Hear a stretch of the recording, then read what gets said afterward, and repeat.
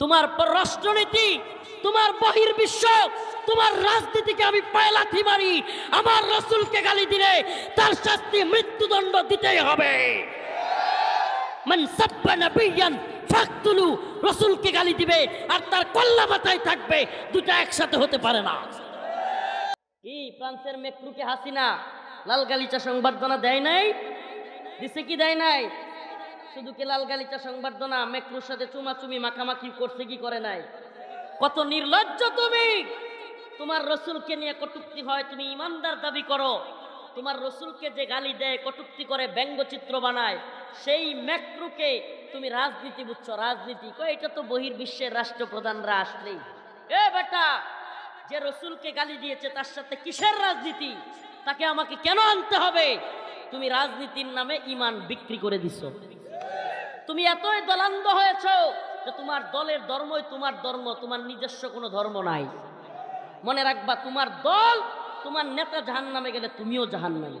রাসূলুল্লাহ সাল্লাল্লাহু আলাইহি ওয়াসাল্লামের পেট, রাসূলের পেট বিকৃত কইরা, ছবি অঙ্কন কইরা, ফ্রান্সের বড় বড় বিল্ডিং এ বড় বড় পর্দা লাগায়া, প্রজেক্টর লাগায়া, যে এমানুয়েল ম্যাক্রো রসুলের ছবিকে ওখানে বিকৃত করলো, যার বিরুদ্ধে গোটা বিশ্ব ফুঁসে উঠলো, আন্দোলন করলো, তোমার নেত্রী সে এমানুয়েল ম্যাক্রোর মতো কুখ্যাত শাতেমে রাসূলকে বাংলাদেশে লাল গালিচা সংবর্ধনা দিল। আর সেই খারাপ কুখ্যাত শাতেমে রাসূলকে তোমার নেত্রী চুমু খাইলো, চুমাচুমি করলো, অথচ তোমার অন্তরে ইমানের গায়রত নাই, অথচ তোমার অন্তরে আঘাত লাগলো না। আল্লাহর রসুলের এত ভালোবাসা তোমার ভিতরে, রাসূলের অপমানে যদি না কাঁদে তোমার মন, মুসলিম নয় মুনাফিক, তুই রাসূলের দুশমন। আলিনা من يهده الله فلا مضل له ومن يضلل فلا هادي له ونشهد أن لا إله إلا الله وحده لا شريك له أما بعد فقد قال الله تبارك وتعالى في كلامه المجيد وفرقانه الحميد أعوذ بالله من الشيطان الرجيم بسم الله الرحمن الرحيم فإذا ركبوا في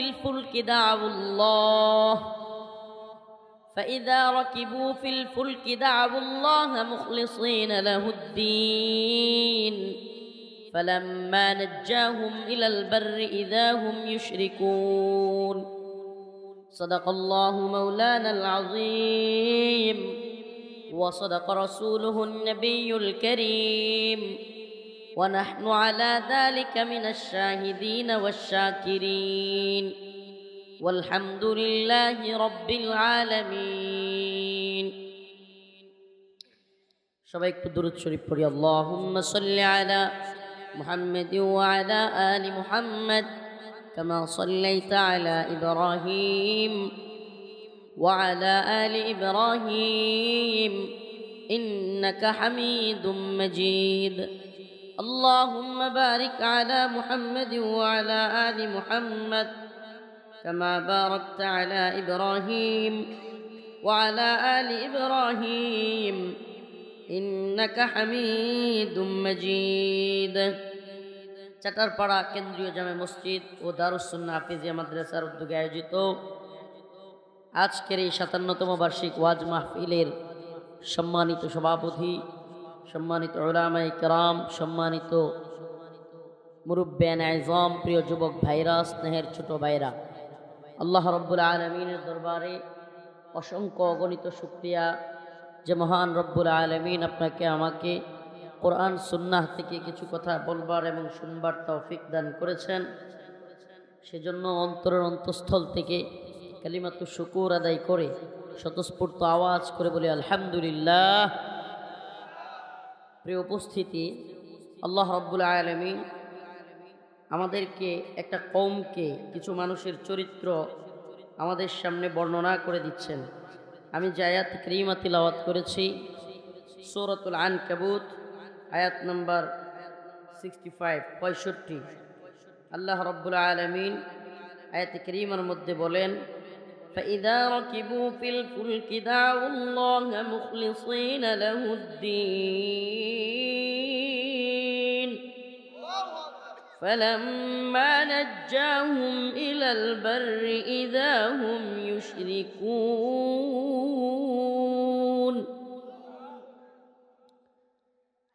কিছু মানুষ আছে যারা সমুদ্রের মধ্যে যখন নৌকার মধ্যে থাকে, নৌকা হেলতে দুলতে থাকে, নৌকা একটা বিপর্যস্ত অবস্থার মধ্যে থাকে, কঠিন পরিস্থিতির মধ্যে থাকে, হঠাৎ করে ঝড় আসে, তুফান আসে, তখন তারা আল্লাহ রাব্বুল আলামিন বলেন তখন এরা দাউল্লাহ মুখলিসিনা লাহুদ্দিন, এরা আল্লাহকে একনিষ্ঠতার সাথে ডাকতে থাকে, আল্লাহ আল্লাহ আল্লাহ আমারে বাঁচান, আপনি ছাড়া কেউ নাই, এরকম করতে থাকে।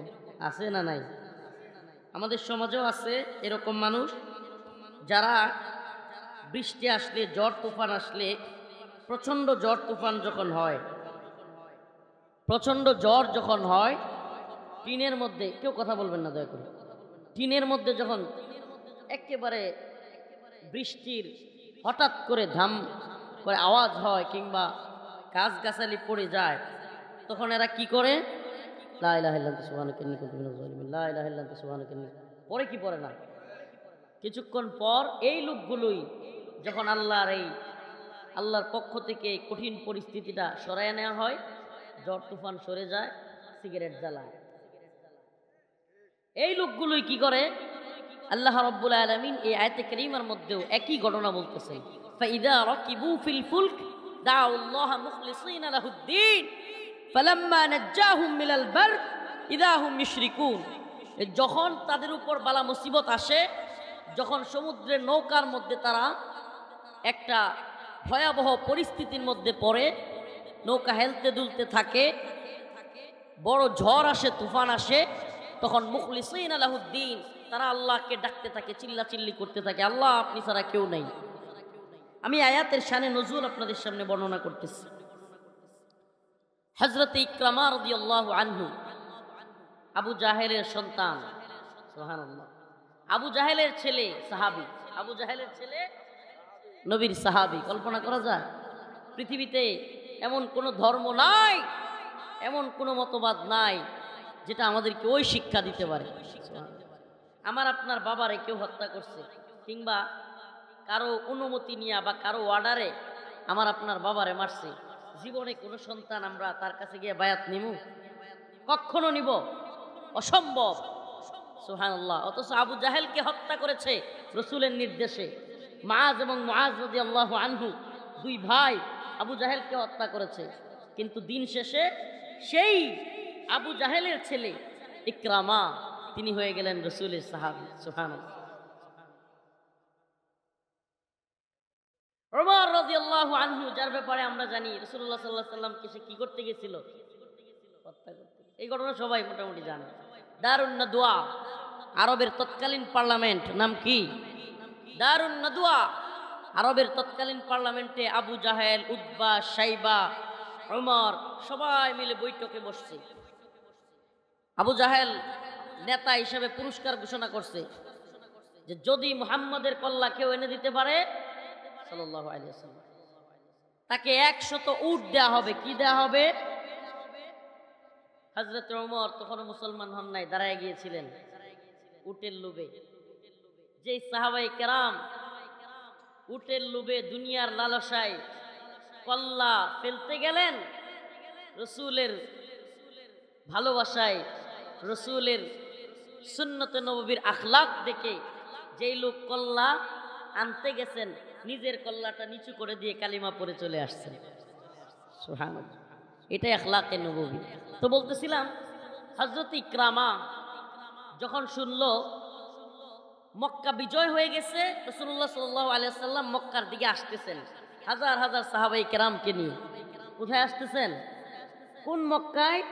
যেই মক্কা থেকে রাসূলুল্লাহ সাল্লাল্লাহু আলাইহি ওয়াসাল্লাম সহ তার সাহাবায়ে কেরাম সহ অসংখ্য সাহাবীরা বাড়ি ঘর সবকিছু, জমি জমা সব ছেড়ে, আমাকে বলেন এই ঘটনাগুলো শুনলে না আমাদের কাছে গতানুগতিক লাগে, নর্মাল, এটা তো অনেক শুনছি।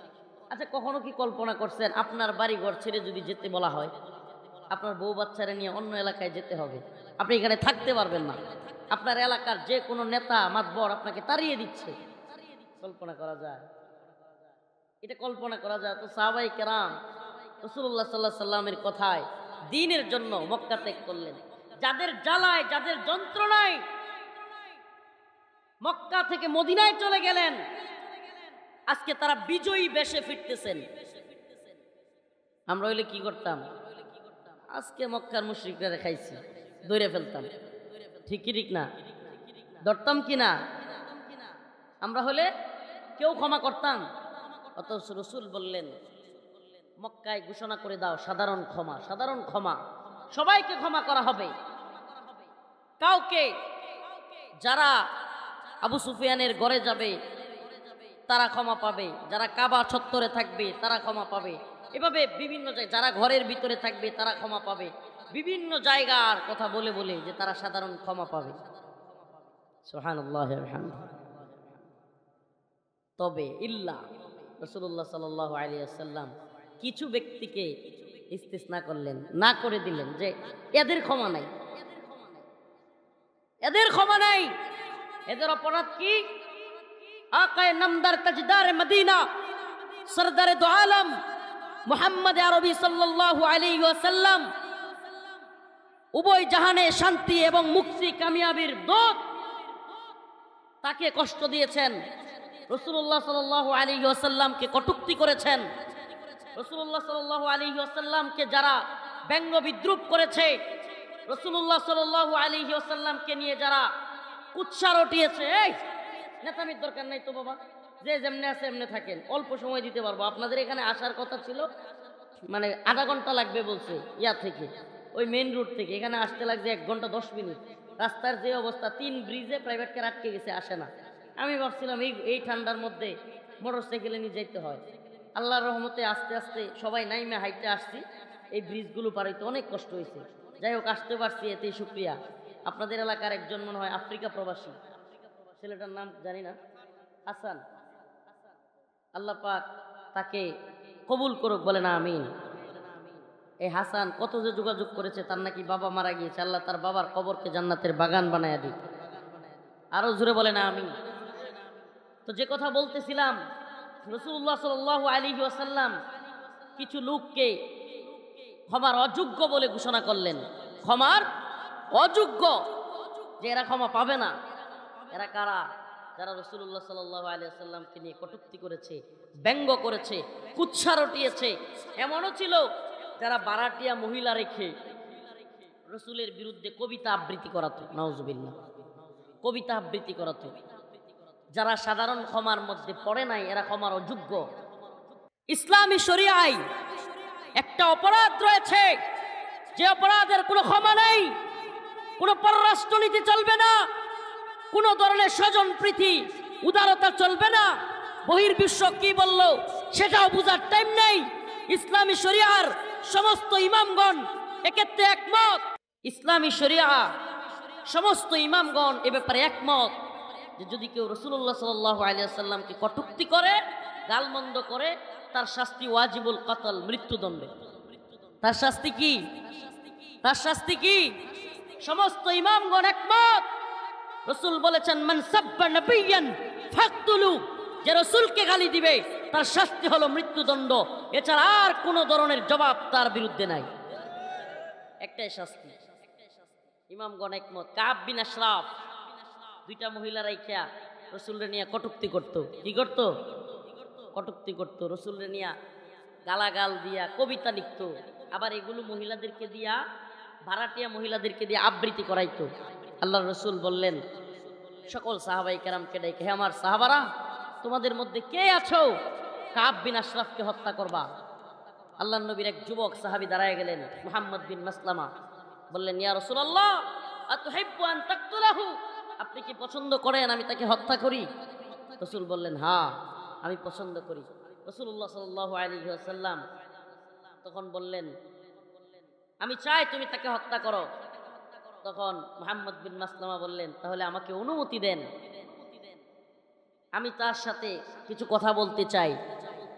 মুহাম্মদ বিন মাসলামা বললেন, আমি তার সাথে কিছু গল্প করতে চাই। গল্প কি? গল্প গল্প মানে হলো গাল গল্প, মানায় আসি না গপ্পা কথা কইয়া তার সাথে একটু খাতির লাগামো, খাতির তারে সাইজ করার জন্য। কেন? সে রসুলকে নিয়ে কটূক্তি করে। তো উনি গেলেন, মুহাম্মদ বিন মাসলামা গিয়ে কাব বিন আশরাফের কাছে বললেন, আরে কাব, তুমি ঠিকই বলছিলা, মুহাম্মদের যন্ত্রণায় সাল্লাল্লাহু আলাইহি সাল্লাম খুব বিপদে আছি, জাকাত দেয়া লাগে, এটা করা লাগে, ওইটা করা লাগে, খুব বিপদে আছি। কে? আমি আগেই কইছিলাম না? এখন দেখছো তো? কাব বিন আশরাফ খুব খুশি হয়ে গেছে। কাব বিন আশরাফ হাদিসের কিতাবে আসছে, এত মোটা তাজা, এমন মোটা বটকা ছিল যে অনেক কুসালাম্বা, অনেক 4-5 জন লোক তারে শোয়ানোর মতো পরিস্থিতি ছিল না। কাব বিন আশরাফের শরীর এত মোটা ছিল। তো তারা কিভাবে সাইজ করবে? রসুলের আদেশে চলে আসছে, তার সাথে খাতির লাগাইছে। এবার কাব বিন আশরাফের কাছে দার চাইলো, দার, কর্জা। আমরা তো কর্জা দিতে চাই না, কর্জা দেওয়া উচিত। কর্জার রাস্তা বন্ধ হয়ে গেছে বলে, কর্জে হাসানার রাস্তা বন্ধ হয়ে গেছে বলেই আমাদের সমাজে সুদের ব্যবস্থা চালু হয়ে গেছে, সুদের ব্যবস্থার প্রচলন চালু হয়ে গেছে। একজন আর একজনের বিপদে যদি কর্জা দিতাম, আপনি কর্জা চাইবেন, বলবে নাই, কিন্তু সুদ চান, ঘর থেকে টেকে বার করে দিবে টাকা। কর্জা হাসানা দিতে চায় না। এটার আরেকটা কারণও আছে। কর্জা হাসানা নিবে 1 মাসের জন্য, 3 মাস পরে কয় করেন টাকা আনছি দিকে কি তুই ভর্তি দিন চাইবে নাকি? টাকা পাবে সে ব্যক্তির টাকা তোমার সময় মতো দিয়ে দেওয়া। সুবহানাল্লাহি ওয়া বিহামদিহি। ইতিহাস তো একদিক থেকে অন্যদিকে চলে যাবে। রাসূলুল্লাহ সাল্লাল্লাহু আলাইহি সাল্লামের কাছে এক ইহুদি টাকা পাইতো বা কিছু জিনিসপত্র পাইতো। রাসূল সাল্লাল্লাহু আলাইহি সাল্লাম যখন সময় দিবেন, সময়ের পূর্বেই সে গিয়া চাওয়া শুরু করছে। রাসূলুল্লাহ সাল্লাল্লাহু আলাইহি সাল্লামের পিছন থেকে দৌড়ে ফেলছে, নাউযুবিল্লাহ। ওমর রাদিয়াল্লাহু আনহু খেপে গিয়া বললেন, ইয়া রাসূলুল্লাহ, আমাকে অনুমতি দেন, এই বদমাশকে এখনই কল্লা আলাদা করে দিই। রাসূলুল্লাহ সাল্লাল্লাহু আলাইহি সাল্লাম অনুমতি দেন নাই।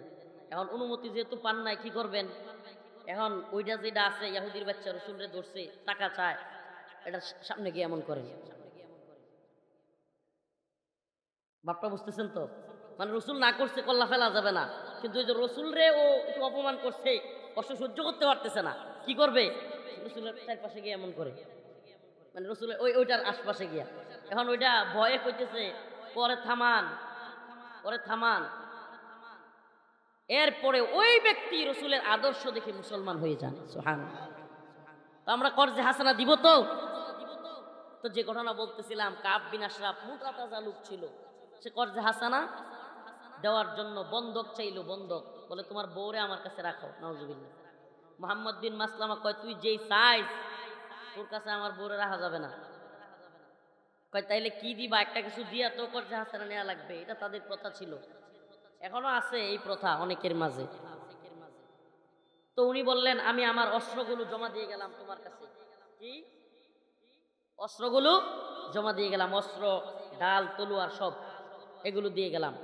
মুহাম্মদ বিন মাসলামা তাকে ডাল তলোয়ার জমা দিয়ে বাড়িতে গেলেন। আরো 2 জনকে নিয়ে আসলেন। কয়জন? আরো 2 জনকে। কারণ এটার যেই সাইজ, একলা একলা ফেলানো যাবে না, এটা জবাই করলেও এটা ধরতে হবে 2 জনে।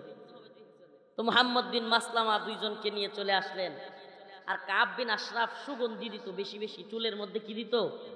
সুগন্ধি দিত। প্রথমে কি পাম দিছিল, মনে আসেনি পামের কথা? আরে আর বইলো না, মুহাম্মদ আম করে বিরক্ত করে ফেলতেছে যাকাত দিতে দিতে। ওইটাতে কিন্তু কিছুটা খুশি ছিল, সে কি ছিল? খুশি হয়েছিল খুব। এখন আরেকটা পাম দিছে মুহাম্মদ বিন মাসলামা রাদিয়াল্লাহু আনহু। বলে, কাব, তোমার মাথার চুলে কি সুগন্ধি ইউজ করো, অনেক সুন্দর ঘ্রাণ আসতেছে। কাব বিন আশরাফ খুব খুশি হয়ে গেছে। এখন মুহাম্মদ বিন মাসলামা, ওর চুলগুলো ছিল খুব তাজা এবং একটু বড় বড়, খুব হেভি দেহের।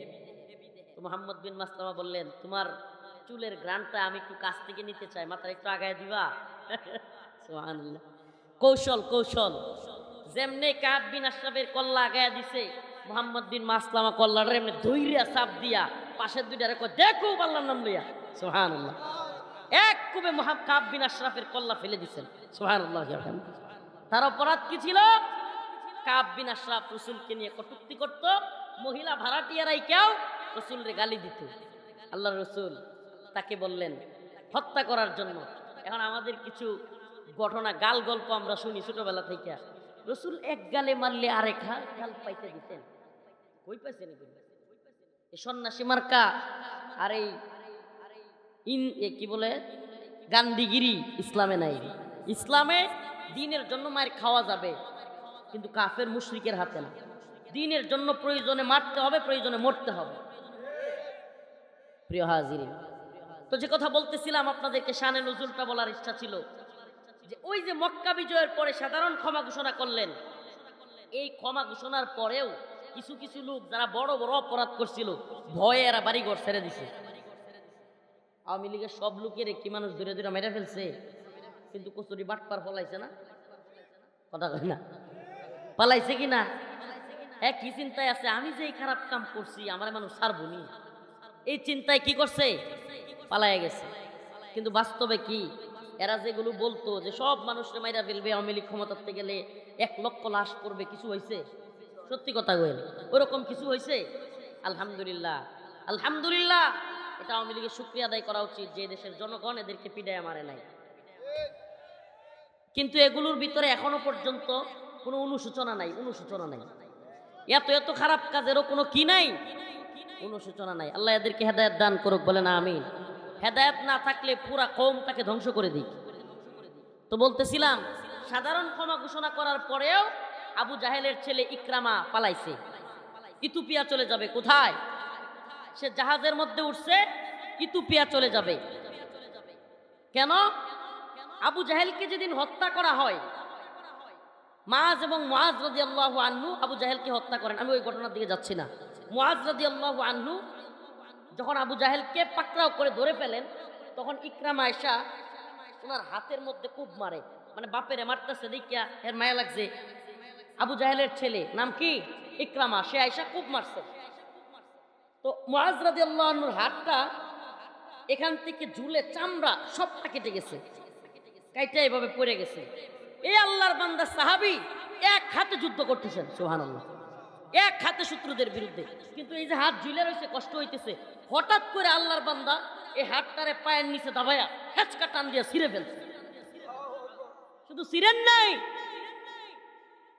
সাহাবী মুআজ রাদিয়াল্লাহু আনহু হাতকে আরেক হাতে ধইরা কাফেরদের দিকে ছুঁইরা মাইরা বলেন, ও কাফেরের দল, আমার হাত চলে গেছে দুঃখ নাই, কল্লা চলে যাবে তাতেও দুঃখ নাই, কিন্তু আমার রাসূলের গায়ে একটা টুকা দিতেও তোদেরকে দিব না। সুবহানাল্লাহ, আলহামদুলিল্লাহ। রাসূলকে সাহাবায়ে কেরাম কত ভালোবাসতেন, কত ভালোবাসতেন। সুবহানাল্লাহ, আলহামদুলিল্লাহ। লম্বা হয়ে যাবে, কত ভালোবাসার ঘটনা আপনাদেরকে শোনাবো। সাহাবাদের মেয়েরা, সাহাবাদের বিবিরা, বাচ্চারা যুদ্ধ ময়দান থেকে যখন ফিরতো, মানুষ যুদ্ধের ময়দান থেকে বাড়ির দিকে ফিরতো, যুদ্ধের লোকেরা বলতো, এই শুনছো, তোমার বাবা মারা গেছে। সন্তান বলে, আমার বাবা মারা গেছে কিনা আপনাকে জিজ্ঞেস করি নাই, বলেন আমার রাসূল কেমন আছে। সাল্লাল্লাহু। স্ত্রীকে বলতো মানুষ যুদ্ধ থেকে আইসা, স্ত্রীকে, যে আপনার স্বামী তো মারা গেছে, আমি আপনাকে জিজ্ঞেস করি নাই আমার স্বামী মারা গেছে কিনা, আমার রাসূল কেমন আছে।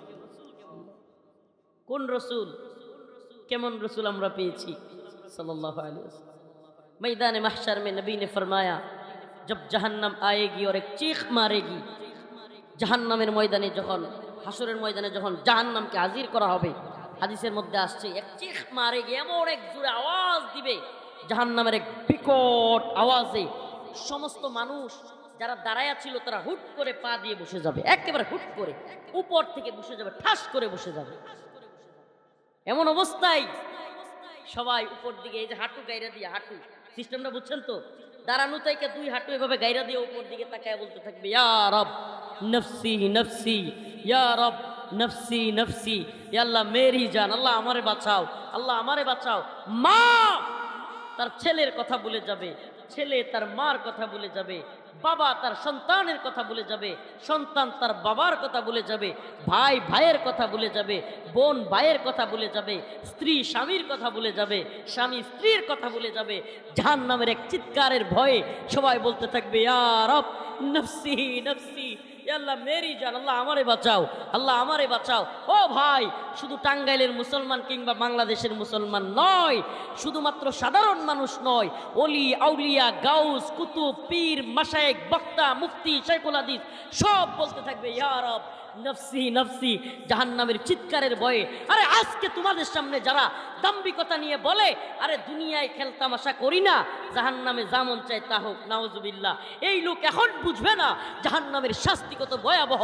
যখন জাহান্নাম হাজির হবে চিৎকার করতে থাকবে সবাই ইয়া রব নফসি নফসি, ইয়া আল্লাহ আমারে বাঁচাও, আমারে বাঁচাও। ও ভাই, শুধু সাধারণ মানুষ নয়, ওলি আউলিয়া গাউস কুতুব নয়, তাবেঈ সাহাবী সমস্ত সাহাবায়ে কেরাম আবু বকর ওমর উসমান আলী রাদিয়াল্লাহু আনহু সহ সকল সাহাবায়ে কেরাম বলবে ইয়া রব নফসি নফসি। শুধু সাহাবী নয়, নবীরা পর্যন্ত, আম্বিয়া আলাইহিস সালাম পর্যন্ত বলতে থাকবে। আদম আলাইহিস সালাম নফসি নফসি, নূহ আলাইহিস সালাম নফসি নফসি, ইব্রাহিম আলাইহিস সালাম নফসি নফসি, মুসা ঈসা দাউদ শীস লোত ইসহাক ইলিয়াস ইউনুস সকল আম্বিয়া আলাইহিস সালাম বলতে থাকবে ইয়া রব নফসি নফসি নফসি, আল্লাহ আমারে বাঁচাও, আমারে বাঁচাও। ঈসা আলাইহিস সালাম বলবে আমার মা মারিয়ামের দরকার নাই, আল্লাহ আমারে বাঁচাও। মা মারিয়াম আলাইহিস সালাম বলবে আমার পুত্র ঈসার দরকার নাই, আল্লাহ আমারে বাঁচাও। হঠাৎ করে হাশরের ময়দানের একটা কোণ থেকে আওয়াজ আসবে ইয়া রব উম্মতি উম্মতি, ইয়া রব উম্মতি উম্মতি। সবাই পেরেশান, হাই হাই এ কোন লোক? সমস্ত নবীরা পর্যন্ত নাফসি নাফসি বলতেছে, এ কে যে নিজের কথা বাদ দিয়ে উম্মতের কথা বলে? সবাই তাকায় দেখবে এ তো মুহাম্মদ আরবি সাল্লাল্লাহু আলাইহি ওয়াসাল্লাম, এ তো মুহাম্মদ আরবি সাল্লাল্লাহু আলাইহি ওয়াসাল্লাম। উম্মতি উম্মতি, ইয়া আল্লাহ আমার উম্মতকে না নিয়ে আমি জান্নাতে যাব না। আমার রাসূল যখন এই কথা বলবে কাঁদতে থাকবে, আল্লাহ পাক বলবেন হে আমার প্রিয় হাবিব আপনি মাথা উঠান, আপনার উম্মতের যারা কিনা আপনার কথা শুনেছে, ন্যূনতম কথা শুনেছে, আমি তাদেরকেও জান্নাত দিব। সেই নবী তাকে যদি কেউ গালি দেয়, তোমার স্বরাষ্ট্রনীতি, তোমার পররাষ্ট্রনীতি, তোমার বহির্বিশ্ব, তোমার রাজনীতিকে আমি পায়ে লাথি মারি, আমার রাসূলকে গালি দিলে তার শাস্তি মৃত্যুদণ্ড দিতেই হবে। মান সাব্বা নাবিয়ান ফাকতুলু, রাসূলকে গালি দিবে আর তার কল্লা মাথায় থাকবে, দুটো একসাথে হতে পারে না। আমার রাসূলকে গালি দিলে তাকে মৃত্যুদণ্ড।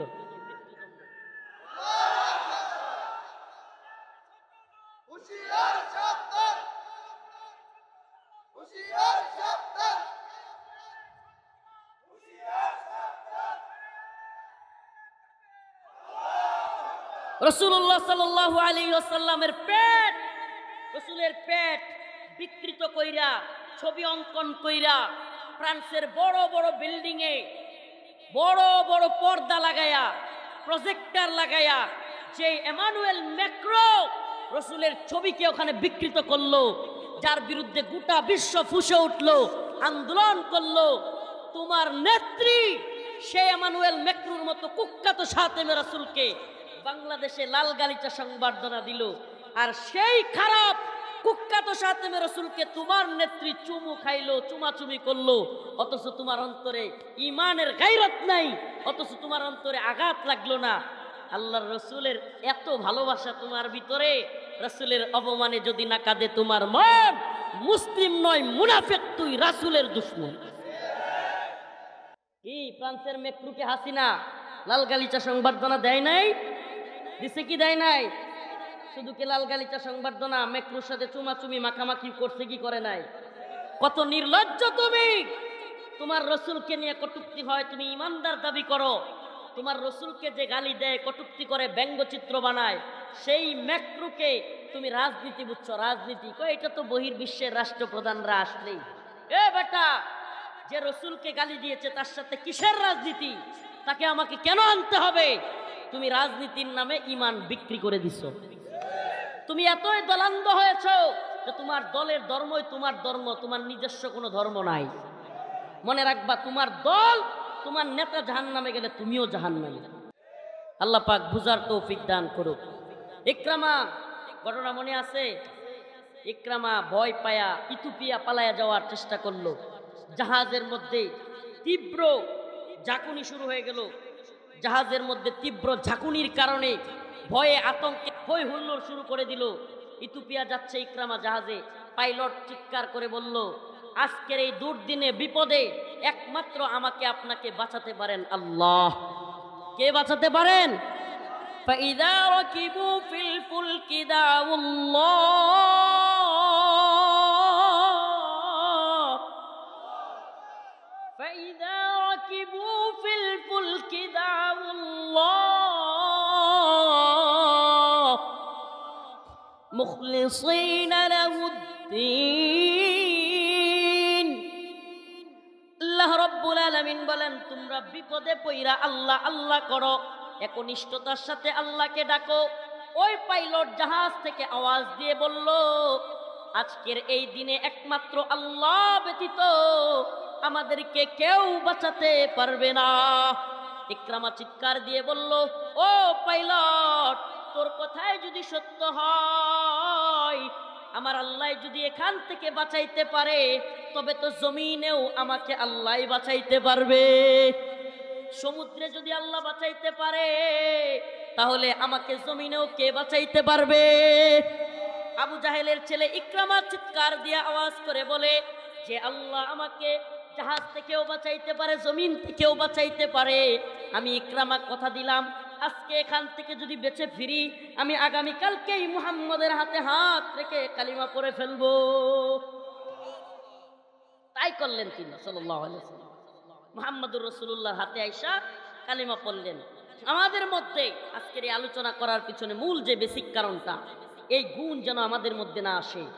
দুর্দিনে পড়লেই, বিপদে পড়লেই আল্লাহ আল্লাহ আমারে বাঁচান, আল্লাহ আমারে বাঁচান, কিন্তু বিপদ কেটে গেলেই আমরা আল্লাহর নাফরমানি শুরু করি। এই সিফাত থেকে আমাদেরকে আল্লাহ পাক হেফাজত করুক, বলেন আমিন। ফালাম্মা নাজ্জাহুম মিনাল বার ইযা হুম ইউশরিকুন। আল্লাহ বলেন, যখনই তাদের বিপদ কেটে যায়, তখনই তারা নাফরমানি শুরু করে। আমরাও কি আল্লাহর নাফরমানি করব? হাসিনার বিপদ চলে গেছে বলে কি নাফরমান হয়ে যাব?